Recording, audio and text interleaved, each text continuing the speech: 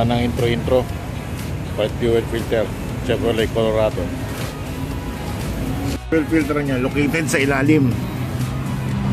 Yan, yung dalawang yan. Fuel filter niya located sa ilalim ng dalawang yan. So, una, tanggalin muna natin itong drain.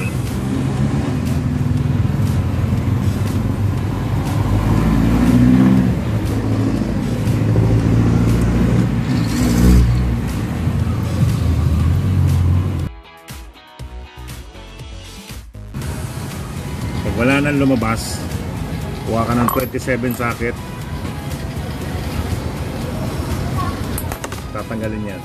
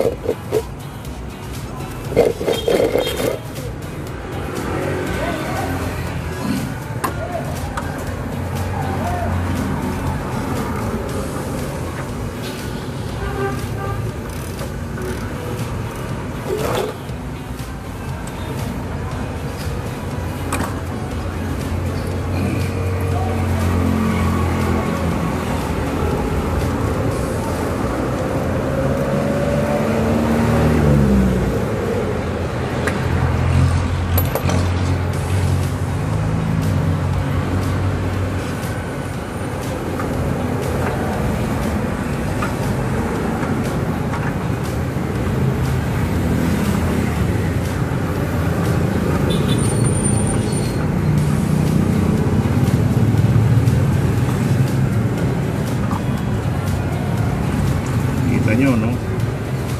2015 model. Pero ito naman 30,000 kilometers. Maitim.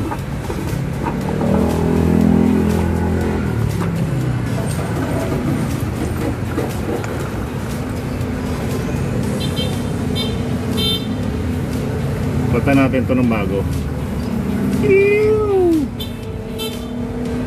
Ano yung bago? Ito nyo naman, puting-puti. Okay.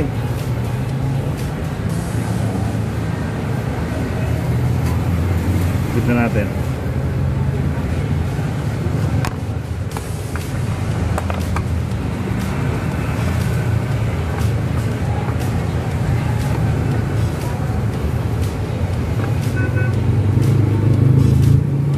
Dali lang. Kaya mong gawin yan. Kailangan mo lang ang tamang tools.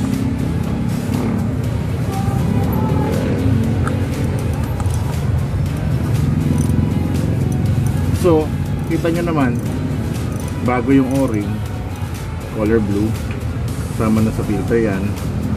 Tapos ito, plastic lang yan. So, yung higpit mo, tansyahan lang. Since ang ginagamit ko is half drive ratchet, half drive hinge, medyo malakas ang pwersa nito, kaya tatansyahin ko na lang. Okay.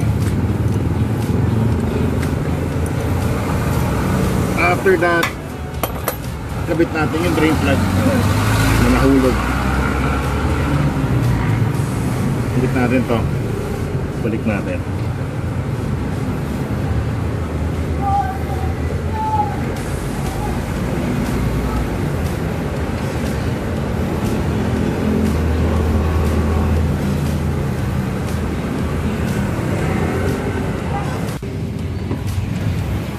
So, pagkatapos nung pare ko kumukha siya, turn mo yung key on,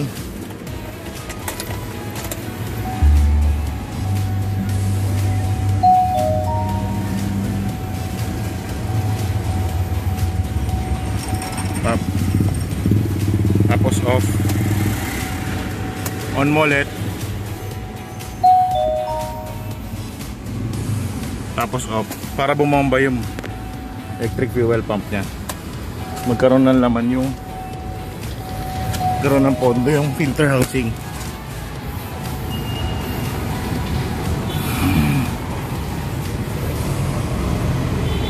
Okay.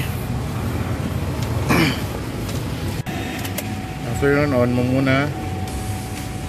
Tapos off. On para bumomba yung electric fuel pump. Start mo. See? Tapos medyo i-rev mo. Kasi for sure may hangin yan. Hanggang nandito pa yung customer, mapalabas mo na para hindi huminto sa labas yung makina, hindi tumirik. This one, check engine oil suit. Change oil na daw siya.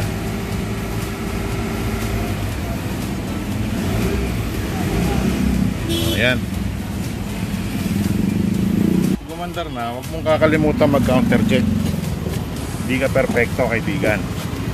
Tignan mo kung may tagas yung ginawa mo. So far wala. So okay yan. Ayos na yan.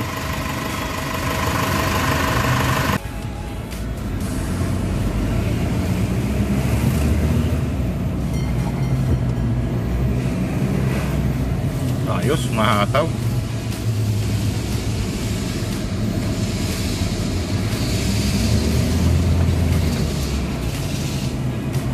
So as you can see, responsive naman siya.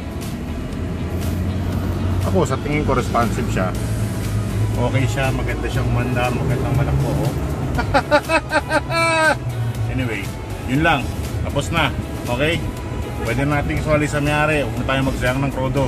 Baka sabihin, nakiki-aircon tayo. Nakadali. So mabilisan lang, no? Naman sa inyo mga taong grasa. Basta muli. Goodbye.